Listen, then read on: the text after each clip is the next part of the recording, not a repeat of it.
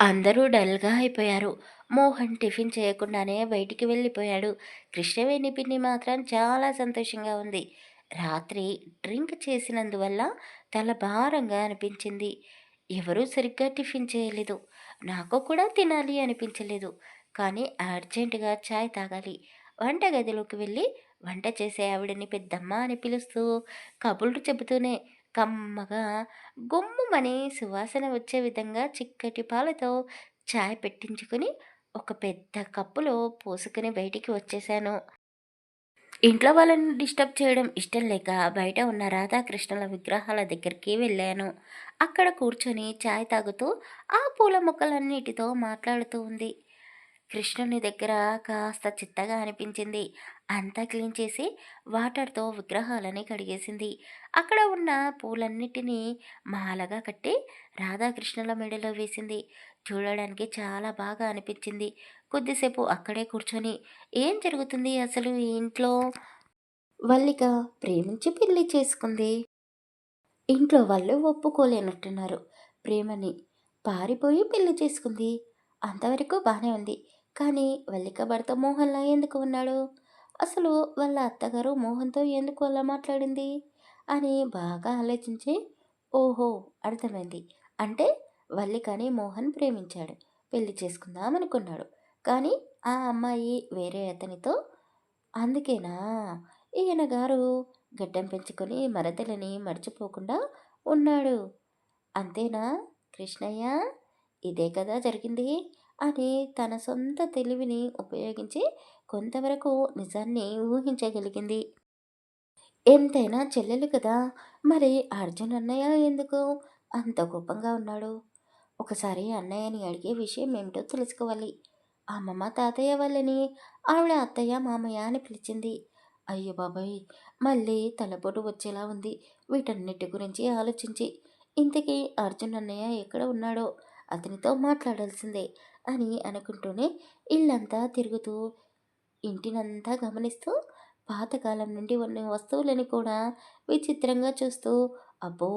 అన్నీ చాలా జాగ్రత్తగా చూసుకుంటున్నారు. ఇలాంటి ఇల్లు సినిమాల్లో తప్ప రియల్‌గా ఎప్పుడూ చూడలేదు. చాలా బాగుంది. ఎప్పటికీ ఇక్కడే ఉండిపోతే ఎంత బావుంటుందో అని అనుకుంటూ ఉంది. అంతలోనే తన ఎదపై ఉన్న తాళి నవ్వుతూ పిచ్చిదానా! నీకు ఇప్పుడు పెళ్ళయింది. ఇది నీ అత్తారిల్లు. ఎప్పటికీ నువ్వు ఇక్కడే ఉండిపోతావు అని వెక్కిరిస్తున్నట్టు నవ్వుతూ చెప్పింది. అవును కదా!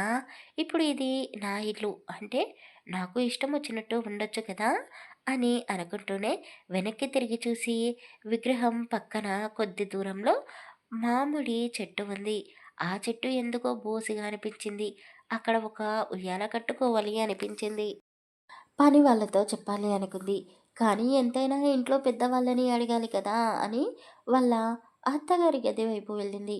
ఆవిడ అప్పటికే ఏదో పని ఉంది అంటూ బయటికి వెళ్ళిపోయింది. ఇక రాధ డల్‌గా ముఖం పెట్టుకొని గదిలోకి వెళ్ళి కొద్దిసేపు రెస్ట్ తీసుకోవాలి అనుకుంది. కానీ అమ్మమ్మ, తాతయ్య గదిలో గొడవ పడుతున్నట్టుగా మాట్లాడుకుంటూ ఉన్నారు. వాళ్ళ మాటలు విని రాధ వాళ్ళ దగ్గరికి వెళ్ళింది. రాధని చూడగానే వాళ్ళిద్దరూ సైలెంట్ అయిపోయారు. రామ్మా! ఎందుకు అక్కడే ఆగిపోయావు? అని లోపలికి పిలిచారు. ఏమైంది? మీ ఇద్దరు గొడవ పడుతున్నారా? అని అడిగింది. లేదమ్మా, మాట్లాడుకుంటున్నాం అని చెప్పారు. ఓహో! మాట్లాడుకుంటూనే గొడవ పడుతున్నట్టుగా ఉంది. అంటే గొడవ పడితే ఇంకెలా ఉంటుందో అని నవ్వేసింది. ఆ అమ్మాయి చురకలు బాగానే వేస్తుంది. మా వాడికి తగ్గట్టుగానే దొరికావు. రా, ఇలా కూర్చో. వచ్చినప్పటి నుండి నీతో సరిగ్గా మాట్లాడలేదు. మా లక్ష్మణ్ గాడు ఎలా ఉన్నాడు? మీ నానమ్మ ఎలా ఉంది? బావుందా? ఎప్పుడైనా మా గురించి మాట్లాడుతుందా? అసలు మీ ఇంట్లో వాళ్ళకు మేము గుర్తుకు ఉన్నామా? అని ముత్యాలమ్మ గారు రాధ కంటే చాలా స్పీడ్‌గా ప్రశ్నలు ప్రశ్నల మీద ప్రశ్నలు వేస్తూనే ఉంది. అయ్యో! అయ్యో! ముత్యం, కాస్త గ్యాప్ ఇవ్వవే, రాధని మాట్లాడనివ్వు అని నరసింహ గారు అన్నారు. వాళ్ళిద్దరి సంభాషణ రాధకి భలే నవ్వు తెప్పిస్తుంది. ముసలి దంపతులు అన్నీ చూసి అనుభవంతో ఉన్నవాళ్ళు. కానీ వారి మధ్య గొడవలు. అవి గొడవలు కాదు. మాట తీరులోనే వెక్కిరింతలు, మూతి విరుపులు. వాళ్ళతో కొద్దిసేపు ఎవరైనా మాట్లాడితేనే అర్థం చేసుకోగలరు వాళ్ళ మధ్య ఉన్న ప్రేమ ఎలాంటిదో. అమ్మమ్మ గారు, ఇంట్లో అందరూ బాగున్నారు. మా నాన్నమ్మ కూడా బానే ఉంది. మా నాన్నకి మేము మొత్తం 5గురం ఆడపిల్లలం. అందరి పెళ్ళిళ్ళు అయిపోయాయి. కాకపోతే నాకంటే పెద్దది బాగా చదువుకుంది. యూఎస్‌లో జాబ్ వచ్చింది అని పెళ్లి చేసుకోకుండా అక్కడికి వెళ్ళిపోయింది. నేను హాస్టల్‌లో ఉండి చదువుకున్నాను. అలా చదువు కంప్లీట్ అయిందో కాలేదో, ఇలా మీ ఇంటికి వచ్చేసాను కోడలిగా అని చెప్పగానే ముత్యాలమ్మ నవ్వేసింది. బానే చెప్పావు మీ అక్క గురించి. కానీ అది పెళ్లి నుండి పారిపోయిందంట కదా! మీ నాన్న నీ మెడలో తాళి కట్టే ఒక్క నిమిషం ముందే అన్నీ మీ అత్తగారికి వివరించి చెప్పాడు. వాడు నిజాయితీపరుడు. ఏది దాచిపెట్టాడు. ఎవరినీ మోసం చేయడు. అవనే అమ్మాయి అందరినీ ఇంట్లో పెట్టి చదివించాడు. మరి నిన్నెందుకే హాస్టల్లో వేశాడు? వాడు బానే సంపాదించాడు అని విన్నాను. నీ ఒక్కదాని చదువు ఖర్చు భరించలేకపోయాడా? అని అడిగింది. రాధకి ఏం చెప్పాలో అర్థం కాక కొద్దిసేపు నవ్వింది. అమ్మమ్మ, అందరికంటే నాకే చదువుకి ఖర్చు ఎక్కువైంది. Private hostel, private college, private school కదా, ఫీజులు ఎక్కువగానే ఉండేవి. అవునా? మరి ఎందుకు నిన్ను ఇంటి నుండి దూరంగా పెట్టాడు? నేను అల్లరి ఎక్కువ చేసేదాన్ని. నన్ను భరించడం చాలా కష్టం. అవునా? మీ నాన్న నిన్ను భరించగలేక హాస్టల్లో వేశాడా? నేను నమ్మను.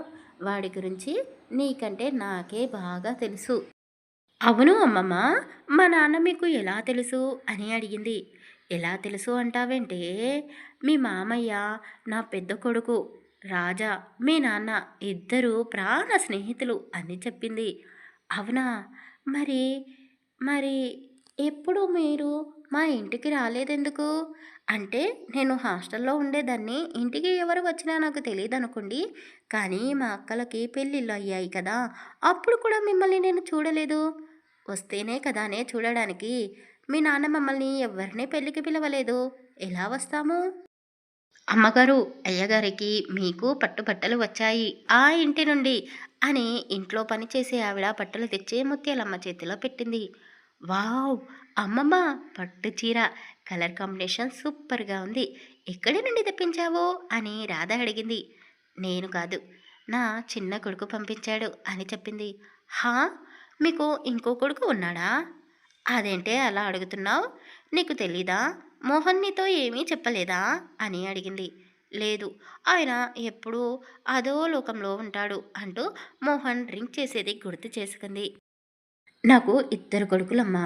పెద్దవాడు రాజకుమారుడు, చిన్నవాడు రవికుమారుడు అని పెట్టుకున్నాను. ఈ ఊరిలో వాళ్ళందరికీ నా పెద్ద కొడుకు రాజాబాబు అయ్యాడు. వాడి మంచితనం దేవుడికి బాగా నచ్చినట్టుంది. అందుకే తొందరగా తన దగ్గరికి పిలుచుకున్నాడు. అన్నదమ్ముల మధ్య చిన్న చిన్న గొడవలు పెద్దగా అయ్యాయి. ఇద్దరూ వెళ్ళిపోయారు. మాకు ఆస్తి ఉంది, పేరు పలుకుబడి ఉంది. కానీ సంతోషంగా ఉండలేకపోతున్నాము. వాయిదాల ప్రకారం మా జీవితం గడుస్తుంది. ఒక నెల ఇంటికి వచ్చి ఉంటాము. మరో నెల నా చిన్న కొడుకు దగ్గర ఉంటాము. ఇలా మా ఇద్దరి జీవితం గడుస్తుంది. ఎంతైనా మీ నానమ్మ అదృష్టవంతురాలు. ఒక్కడే కొడుకు. ఒక్కడి దగ్గరే ఉండిపోతుంది. మాలా నెలకి ఒకరి దగ్గర అన్నట్టు లేదు కదా అని అమ్మమ్మ కాస్త కన్నీళ్లు పెట్టుకుంది. రాధకి వల్లిక గురించి అడగాలి అనిపించింది. కానీ అమ్మమ్మ గారు బాధపడుతున్నారు అని అడగలేకపోయింది. అమ్మమ్మ గారు, ఇప్పుడు మీరు ఫంక్షన్కి వెళ్తున్నారా? మళ్ళీ ఎప్పుడు వస్తారు అని అడిగింది. 2 రోజులు ముందుగా వచ్చాము అని మా కోడలు చెప్పింది కదా అమ్మా. ఆ 2 రోజులు అక్కడే ఉండి వస్తాము. ఓ, మీరు వెళ్తున్నారా? ఇంట్లో నుండి ఇంకెవరూ రావడం లేదా? అంటే ఏమోనమ్మా, ఇద్దరి తోడికోడళ్ళ మధ్య మాటలు సరిగ్గా లేవు. దానికి తోడు ఆ వల్లిక చేసిన పనికి మీ అత్తగారు శకుంతల ఆ ఇంటిపై ఇంకా కోపాన్ని పెంచుకుంది. రాధకి కడుపంతా ఉబ్బిపోయింది. అసలు ఏం జరిగింది తెలుసుకోవాలి అన్న ఆరాటం ఇక ఉండబట్టలేక అడిగేసింది. అమ్మమ్మ, అసలు ఏం జరిగింది? చిన్నత్తయ్య ఎందుకలా మాట్లాడింది అని అడిగేసింది. ఏమీ లేదమ్మా, వల్లికకి మోహన్కి పెళ్లి జరిపించాలి అని అనుకున్నాం. లగ్న పత్రిక కూడా రాయించాం. బంధువులందరికీ ఆహ్వానం కూడా పంపించేశాం. ఉదయాన్నే పెళ్ళి అనగా వల్లిక ఇల్లు వదిలి పారిపోయింది. నా చిన్న మనవడు కళ్యాణ్ని పెళ్లి చేసుకుంది. ఇంకేముంది, ఇంట్లో గొడవలు మొదలయ్యాయి. అది చేసిన పనికి అందరూ వల్లిక మీద కోపంగా ఉన్నారు. వాళ్ళ నాన్న శంకర్, అర్జున్ అసలు వల్లిక పేరే పిలవడం లేదు. కృష్ణవేణిది తల్లి మనసు కదా, అందుకే కూతురిపై ఉన్న ప్రేమని చంపుకోలేకపోతుంది. రాధ గోల్డ్ కొరుకుతూ, అంటే మీ మనవడు వల్లికని ప్రేమించాడా? అందుకేనా ఆ గడ్డం అని అడిగింది. వాడు ఆ పిల్లను ప్రేమించాడో లేదో తెలీదు కానీ ముందు నుండే వాడు గడ్డాలు మీసాలు పెంచుకుంటూ ఉన్నాడు. అసలు వాడు చదువుకునే రోజుల్లో ఎంత అందంగా ఉండేవాడో తెలుసా? అయినా నువ్వు వచ్చావు కదా, వాణ్ణి నీకు నచ్చినట్టు నీ భర్తను మార్చుకో. పెళ్ళికి ముందు మీ తాతయ్య కూడా ఎన్నో వేషాలు వేశాడు, కానీ నేను నా కొంగున కట్టేసుకున్నాను అని చెప్పింది. నరసింహ గారు కోపంగా చూస్తూ, ఇదిగో ఇలాంటి మాటలే మాట్లాడకు, నాకు ఒళ్ళు మండుతుంది. దాని మాటలు పట్టించుకోకు. రాధా, మీ అమ్మమ్మని నేను మనసారా ప్రేమించాను కాబట్టి దానికి ఇష్టం వచ్చినట్టు ఉంటున్నాను. ఏమో, ఏ మొగాడు అయినా మొగుడిలా మారాక భార్యని ప్రేమించక తప్పదు, భార్య చెప్పినట్టు వినక తప్పదు. అంతెందుకు రాదా, ఒక్కసారి నువ్వు ప్రేమగా మోహన్తో మాట్లాడి చూడు, నీకు నచ్చినట్టు వాడు మారుతాడు అని వాళ్ళిద్దరూ చెప్పడంతో రాధ వేళ్లకు ఉన్న గోలన్నీ అయిపోవడంతో నిజంగానే అతను మారుతాడా, నన్ను నాకంటే ఎక్కువగా ప్రేమిస్తాడా అని ఆలోచించుకుంది. రాధ పైకి లేచి వెళ్ళబోతూ ఉంటే, ఎక్కడికే మనవరానా, ఈ పట్టు చీర కట్టుకోవడం నా వల్ల కాదు, కాస్త కట్టించు అని ముత్యాలమ్మ అడగడంతో రాధ కప్పలా నోరెళ్ళబెట్టి, అమ్మమ్మ నేను చీర కట్టించానా, నాకే చీర కట్టుకోవడం రాదు, ఇక మీకు నేనెలా సహాయం చేస్తాను అని చెప్పింది. సరిపోయింది, ఇక నువ్వు వెళ్ళు, నేను మా ఆయనతో కట్టించుకుంటాను అని ఆవిడ చెప్పడంతో రాధ వాళ్ళిద్దరి వైపు చూస్తూ ముసుమిసుగా నవ్వుకుంటూ, ఈ వయసులో వీళ్ళ సరసాలు ఏంటో అని తన గదిలోకి వెళ్ళిపోయింది. అమ్మమ్మ తాతయ్య ఫంక్షన్కి వెళ్ళిపోయారు. కృష్ణవేణి పిన్ని అర్జున్ అన్నయ్యని శంకర్ బాబాయిని బలవంతంగా కూతురి సంతోషంలో పాలు పంచుకోవడానికి తీసుకొని వెళ్ళింది. ఇంట్లో ఒంటరిగా ఉంది రాధ. పని ఆవిడ సాయంత్రం కాస్త బజ్జీలు వేడి వేడిగా చాయ్ తెచ్చి ఇచ్చింది. ఇంట్లో ఎవరూ లేకపోవడంతో రాధ పని వాళ్ళతో కబుర్లు చెబుతూ చాయ్ తాగుతూ కూర్చుంది. అప్పుడే మోహన్ ఇంట్లోకి వచ్చాడు. ఏంటి ఇంటికి తొందరగా వచ్చాడు అని అనుకుంది. బాబు వంట ఏం చేయమంటారు అని పని ఆవిడ అడగడంతో అతను రాధ వైపు చూస్తూ, ఏదైనా పర్వాలేదు, ఇంట్లో ఎవరూ లేరు కదా, అమ్మ కూడా పని మీద బయటికి వెళ్ళింది, ఈరోజు ఇంటికి రావడం కుదరదు అని చెప్పింది అని అతను చెప్పడంతో రాధ కప్లో ఉన్న లాస్ట్ సిప్ని గబుక్కున తాగడంతో ఆమె నాలుక కాస్త కాలినట్టుగా అనిపించింది. నాలికని బయటికి పెట్టి చేతితో గాలి కొట్టుకుంటూ, ఇంట్లో ఎవరూ లేరు అంటే ఈరోజు మేమిద్దరమే ఉండాలా అని అనుకుంటూ ఉంది. చీకటి పడింది. పని వాళ్ళు వెళ్ళిపోయారు. రాధకి సైలెంట్గా ఉండడం నచ్చదు. ఒంటరిగా ఉన్నా సరే తనతో తానే మాట్లాడేసుకుంటుంది. అలాంటి అలవాటు ఉన్న రాధ మోహన్ని తినడానికి పిలిచింది. అతను ఆకలిగా లేదు అని చెప్పాడు. రాధకి కోపం వచ్చింది.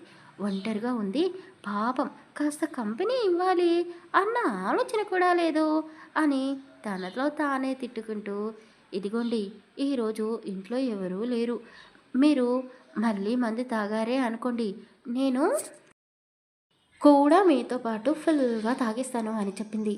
ఏంటి, రాత్రి తాగింది సరిపోలేదా అని అతను అడగడంతో రాధ చిరాకు పడిపోయింది. బాగా ఆకలిగా ఉండడంతో ఒంటరిగా కూర్చొని ప్లేట్ నిండా ఐటమ్స్ అన్నీ పెట్టుకొని తనతో తానే మాట్లాడుకుంటూ తింటూ ఉంది. అర్జున్, శకుంతల మోహన్కి ఫోన్ చేసి పదే పదే చెప్పారు, ఇంట్లో రాధ ఒంటరిగా ఉంది, తనకి ఇబ్బంది కలగకుండా చూసుకోమని. అందుకే మోహన్ ఇంటికి తొందరగా వచ్చాడు. అందరినీ వదిలేసుకొని పెళ్లి చేసుకున్నందుకు నాతో పాటే ఇంటికి వచ్చిన అమ్మాయిని నేను పట్టించుకోకపోతే ఇంకెవరు పట్టించుకుంటారు అని మోహన్ ఆలోచన చేసి రాధ దగ్గరికి వచ్చాడు. కానీ ఆమె ప్రవర్తన అతనికి వింతగా అనిపించింది. మోహన్ని ఏమాత్రం పట్టించుకోకుండా ఆమె పక్కన ఎవరో కూర్చున్నట్టుగా ఊహించుకొని క్వశ్చన్ ఆమెనే వేసుకొని ఆన్సర్ కూడా ఆమెనే చెప్పుకుంటూ జోక్స్ కూడా వేసుకుంటూ నవ్వేసుకుంటుంది. మోహన్ కూడా ఒక ప్లేట్లో లైట్గా ఫుడ్ తీసుకొని తింటూ రాధ చెప్పే కబుర్లు వింటూ కాస్త నవ్వుకుంటూ, నీకు కొంచెం పిచ్చిగానే ఉందా అని అడిగాడు.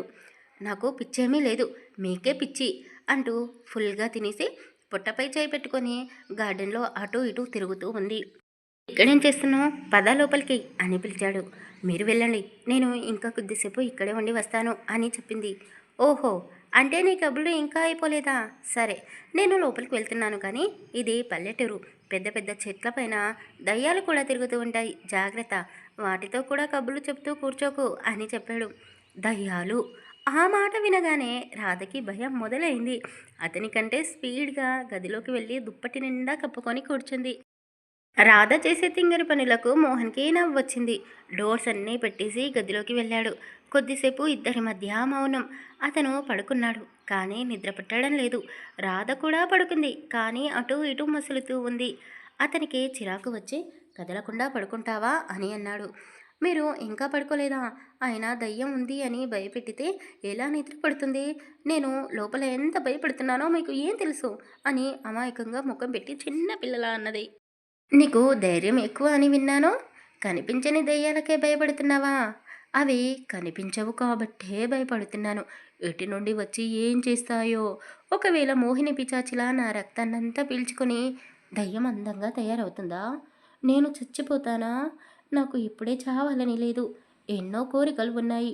అవన్నీ నెరవేరకముందే నేను చచ్చిపోతే నేను కూడా దయ్యమైపోతానా?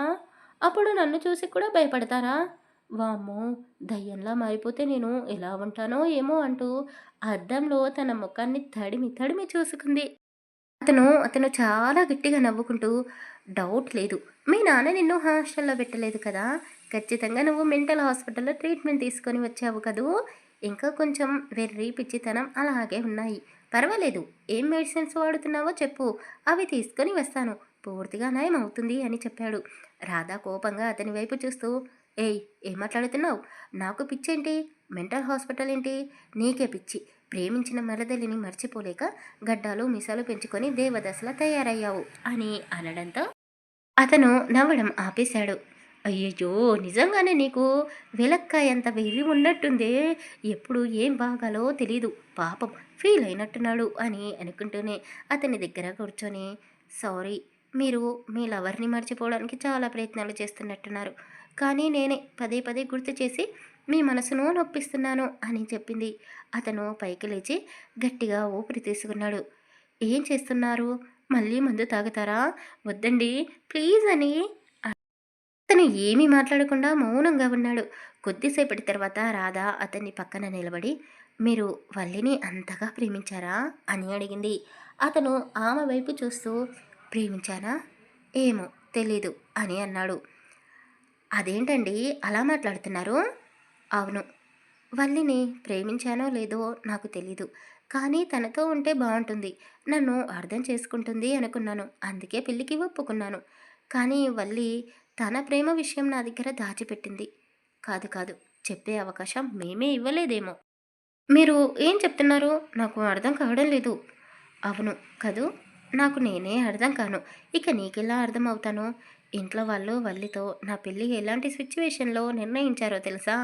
అసలు ఎక్కడ నుండి చెప్పాలి తెలియడం లేదు. చావడానికి సిద్ధంగా ఉన్నాను. బ్రతుకుపైన ఆశ లేదు. అమ్మ నన్ను ఎంత కష్టపడి పెంచిందో. నానమ్మ, తాతయ్య నా మీద ప్రాణాలే పెట్టేసుకున్నారు. తోడ పుట్టకపోయినా మామయ్య కొడుకు అర్జున్ నిజంగానే నాకు అన్నలా, స్నేహితుడిలా ఎప్పుడూ నా వెంటే ఉన్నాడు. వీళ్ళందరూ లేకపోతే బహుశా నేను ఈరోజు నీ ముందు నిలబడి ఉండేవాడిని కాదేమో. మా అమ్మ గురించి చెప్పాలి. మా నాన్న గురించి చెప్పాలి. నా బాల్యం, నా చదువు, కాలేజీ రోజులు, అందమైన రోజులు అవి. అప్పుడే కదూ నేను నా జీవితాన్ని నేను ప్రేమించిన అమ్మాయితో అందంగా కలలు కన్నాను అని చెప్పాడు. రాధ నోరెళ్ళబెట్టింది. అంటే మీరు మీరు వల్లిని కాకుండా కాలేజీలో వేరే అమ్మాయిని ప్రేమించారా అని అడిగింది. ప్రేమ చిన్న మాటనేమో కదూ! ఆ అమ్మాయి మీద నేను ప్రాణమే పెట్టేశాను. తనని మర్చిపోలేక పిచ్చివాడిలా నేను రోడ్లు పట్టుకొని నడిచాను. ఈ రోజుకి ఈ స్టోరీ ఇంతేనండి. తర్వాత ఏం జరగబోతుందో నెక్స్ట్ పార్ట్‌లో తెలుసుకుందాం. స్టోరీ పెట్టాక 3 రోజులు అవుతుంది కదా! కారణాలు చాలానే ఉన్నాయి. పైగా హాఫ్ డే స్కూల్స్, ఎగ్జామ్స్, ఇంట్లో పిల్లలు ఉంటే ఎలా ఉంటాయో తెలియంది కాదు. పైగా బారసాల, బర్త్‌డేలు అన్ని ఫంక్షన్‌లు ఒకేసారి వచ్చేసాయి. పెద్ద ఫ్యామిలీ అని చెప్పాను కదా! అన్ని దాంట్లకి అటెండ్ అవ్వక తప్పదు.